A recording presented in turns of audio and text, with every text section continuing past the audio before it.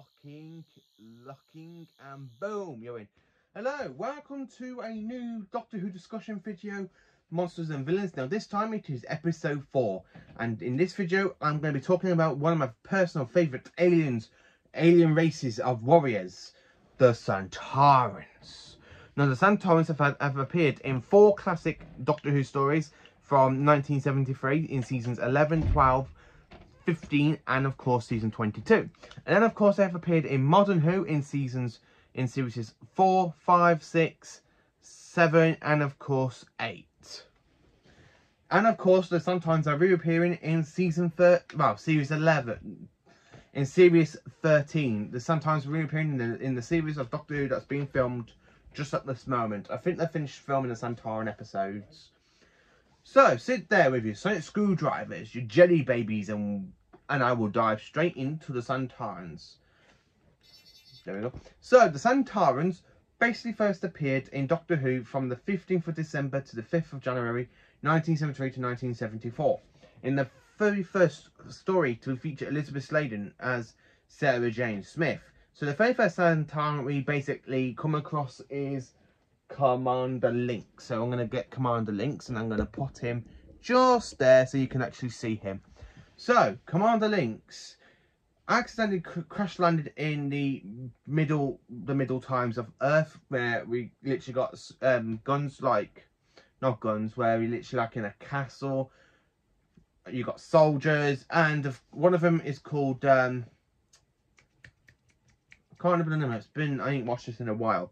Now, I absolutely do like the story, even though I haven't watched it. After kidnapping scientists from the present day, where the unit have put the Third Doctor in, the Third Doctor then uses the TARDIS to travel back in time to try and rescue all the kidnapped scientists, and he comes across the Sontaran. Now, the very first time we see Sontaran, he literally takes off his space helmet, and then you have that face, and you go, and it's like, no. Then, of course, Commander Lynx is defeated by the Third Doctor, Sarah Jane Smith, and, of course, some other people with bow and arrows who accidentally throws a bow and arrow into Commander Lynx, and he blows up the Count's castle. Now, Lynx, as a main character, for the very first Sontaran, he's an absolutely very good person. Making guns for people that really were guns shouldn't actually be invented, changing the laws of time. Really, about interfering. Lynx is just trying to repair his spaceship so he can leave our planet so he can go back into the war.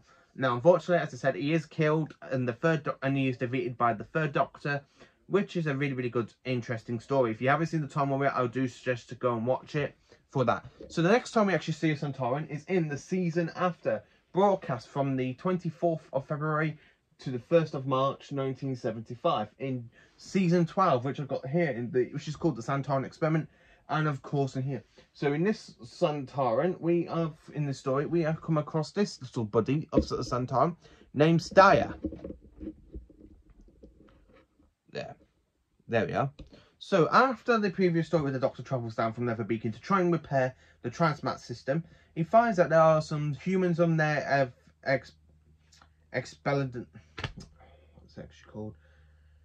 explorers, you know, come back to our planet, and of course Commander Staya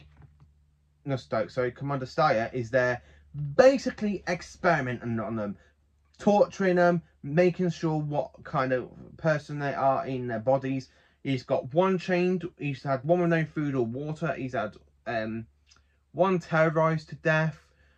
Just basically he's experimenting on these people. And then he comes across Sarah Jane Smith. He literally uses her fears against her, thinking that he killed her. But he tries to kill the Fourth Doctor with his gun. Unfortunately, the Fourth Doctor had a piece of metal in his pockets, and he literally says primitive weaponry, nothing much.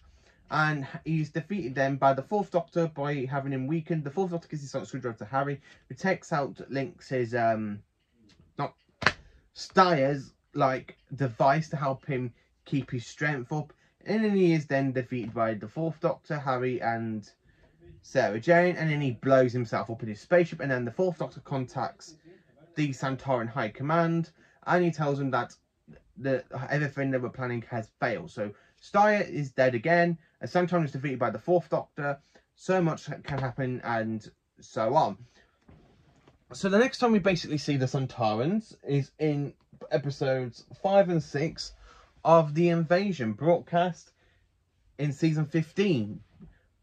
Now, in 1978. Basically from the 15th of February to the 16th of March, 1978. Now this story was the Fourth Doctor's companion Leela's departure story.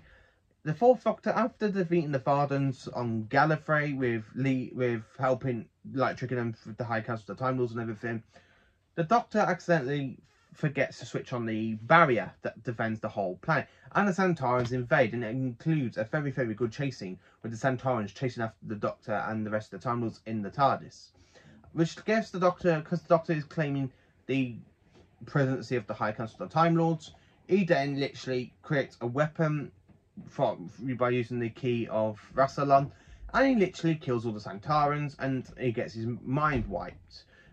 And then the next time we actually see the Sontarans is in 1985 in a three-part story called The Two Doctors. Now, with the Time Lord sending the second Doctor onto a mission for them, and he's got Jamie with him, he goes to Death Star to try and persuade him to stop these experiments. Now, unfortunately, things don't go to plan. Death Star pretends to be drugged, and the Sontarans basically invade the station, kidnapping the second Doctor and Death Star with other stuff. Now, the Sontarans want the ability to time travel. Death Star has created a machine to help him with the time travel, but the Courts and Rhymers and the Time Lords want them stopped until the Time Lords have a look in their tests. So in that story, we are basically met with a Sontaran leader named Commander Stike. Here he is, Commander Stike, from the Sontaran, I think it's the 8th Sontaran battle fleet. 8th or 9th Sontaran battle fleet. Now, I absolutely do love Stike. He's a very good, interesting villain. Specifically when he grabs his hand, hits the second Doctor across the face. Now, in this one, with the second Doctor being captured and the 6th Doctor has a feint in the TARDIS and he tries to go and see Death Star himself, he finds out the second Doctor has been captured by the Sontarans.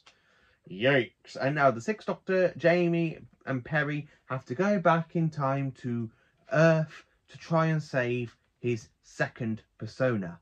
Then, of course, a lot of trouble happens. The second Doctor gets turned into an androgum. The 6th Doctor gets hunted down by Shockeye and stabs until he literally mothballs the androgum. What's his name? I think I just said it.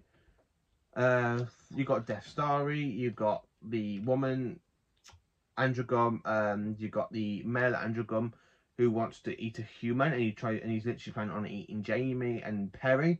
Unfortunately, the Doctor stops him, Death Starry, and this androgum woman who was ornated into something else, but then she turns back into an androgum, and the Sontarans get themselves blown up and die. So that is it for the Sontarans in Classic Who, or is it? On the TV appearance, it is the last story to feature the Sontarans, but the Sontarans have appeared in quite a lot of stories for Big Finish. Now, I only own one story for Big Finish, which is Terror of the Sontarans, and the Doctor they are fighting is against the 7th Doctor's persona. Now, that is a really, really good audio. If you're not listening to that story, I do suggest it is a good Sontaran story. I've always wanted the 7th Doctor to come across the Sontarans, and it actually has happened in the audio adventure, which is my dream. Now, back into the TV version of the events, the Sontarans do return in Series 4. In the 2-part story, the Sontaran Stratagem and the Poison Sky.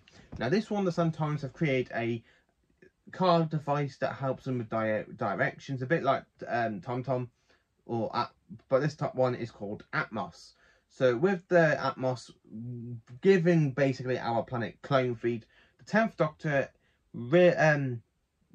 Donna, and of course Martha and Unit are trying to defeat the Sontarans. Now, the Sontaran leader is Commander Skull, something like that. It's these ones, by the way.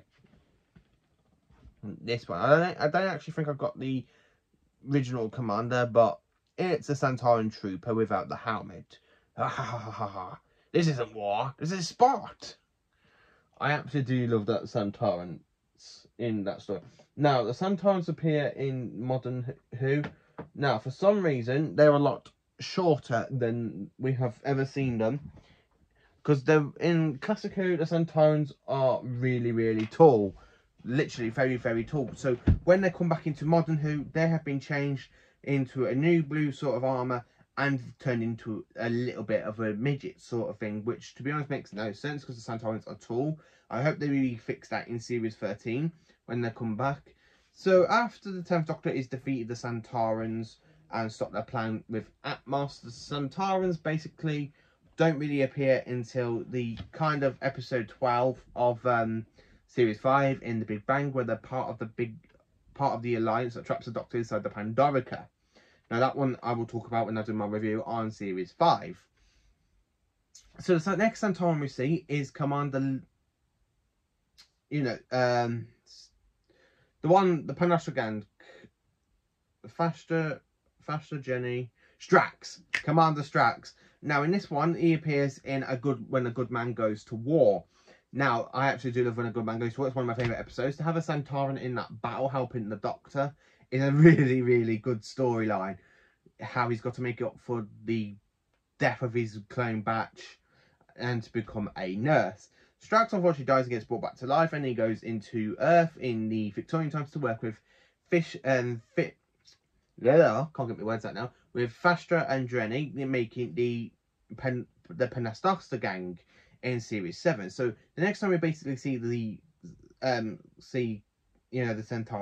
with the Silurian and the human is in the Christmas special of the Snowman, where Strax, Jenny and Fastra are trying to help the 11th Doctor come over the departure of Amy and Rory.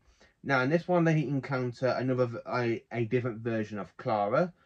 And, of course, in this one is the very first reappearance of the Great Intelligence. Now, I will do a video on the Great Intelligence at some point. I just can't decide when.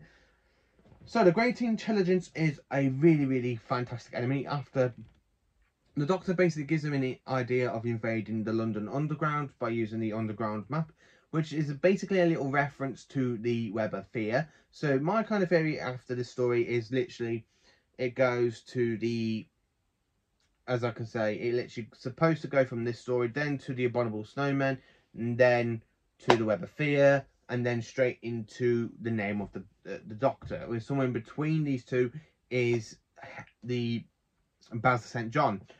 So I absolutely do love that story. And the next time we see Strax in Doctor Who lore is in A Crimson Horror, where they have to go against Mr. Sweet and this very, very mad, insane lady who creates a poison to try and kill the humans. And then, of course, they failed. Then Strax then reappears in the Battle of Trenzalore in the name of the Doctor, where they are fighting against the Great Intelligence again. Strax basically gets his memory wiped, and he is then killed by... He then disappears, and he comes back and he apologises for trying to attack Fastra. That is really it for the Matt Smith era with the Pandorica gang. And then Strax does reappear in Peter Capaldi's very first story, Deep Breath, where they're fighting against the Clockwork Droids with Clara, Jenny and Fastra. The Pandorica gang are really, really fighting Clockwork Droids in this, and it's a really good story. I absolutely do love it where Strax falls and you hear the noise. He goes, "We've told you before, you take the stairs." I do love that little scene. So basically that is the little laws of the Sontarans, the episodes and a little bit of them. The Sontarans were at war with the Rutans when they encountered the Doctor. Basically the Doctor knew about the Sontaran war.